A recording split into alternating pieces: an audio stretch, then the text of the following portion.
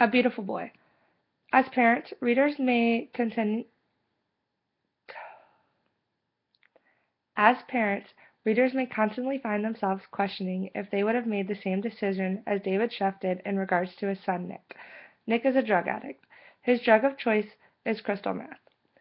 Throughout A Beautiful Boy, a father's journey through his son's addiction, David shares a first-hand account of what it's like to be the parent of an addict. Sheff himself decided to write this memoir to tell his son's struggle with addiction. Ultimately, David Sheff paints a picture of addiction through the eyes of a parent, using the past events of divorce, a doctrine of unconditional love, and gradual acceptance, giving the reader an outside frame of reference to Nick's struggles. Readers can use the first-hand account of the father's challenges in dealing with the child's addiction. The book is but one piece of a puzzle that each parent must assemble themselves when faced with addiction. David and Nick seem to have a relatively close relationship, despite the fact that Nick's parents went through a divorce when he was younger. David seems to be an open-minded parent wanting to expose Nick to the realities of the world. David has the attitude that it's better to be open and honest and deal with controversial topics as they present themselves than to completely shelter his son. David explains, and so throughout Nick's childhood, ever since he was 7 or 8, I talked to him about drugs.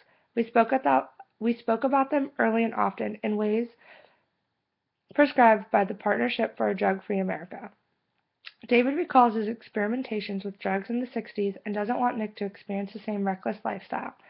When Nick became old enough to understand what drugs and peer pressure are, David discussed the consequences and the life-altering effects that drug addiction can take on one's life. David was honest with his son at a time when drug use was at an all-time high. Honesty and openness about subjects that are life-affecting are important. Utmost honesty and candor are a two-way street. David states, "When I discovered his dishonesty, I'm confounded, because I still think we are close, closer than most fathers and their sons. One can never fully know what their children are up to, one must just trust them. No matter how much parents tell their children not to touch a burner on a stove because it's hot, they will not learn until they burn themselves enough to remember to not touch that burner. It's that old saying, you can lead a horse to water, but you can't make him drink. One raises a child in hopes that when they let the child fly the nest, that child will make productive choices that only better them as people in society. Drug use is not a societal virtue. Having an addict for a child is a nightmare for any parent." David confessed, "Nick has used meth. In spite of his protests and promises, I increased my pleas for him to go into rehab, but he will not yield." This is evidence that David has learned of Nick's use. He only wants his son to get better. Throughout the book, there is no doubt that the love David has for his son is unconditional. David explains, "We seek out the best for our children, the best stroller and car seat recommended by Consumer Reports, and fret over every decision about their toys, diapers, clothes, meals, medicine, teething rings, inoculations, and just about everything else." Parents want what is best for their children, in whatever situation their child might be. Parents want the best education, housing, safest car, and in Nick's case, the best rehab facility. The best rehab, in theory, will provide him with the highest chance of getting clean and staying clean. David makes it known that whatever the situation, he just wants his son sober and alive. David has accepted his son's addiction and is ready to walk the road to recovery. However, Nick is the only one that can take that walk. Nick isn't David's only child. Jasper and Daisy are David's 2 younger children from his second marriage. Even though Nick doesn't take his family into consideration while he is using, David still must think of his younger siblings.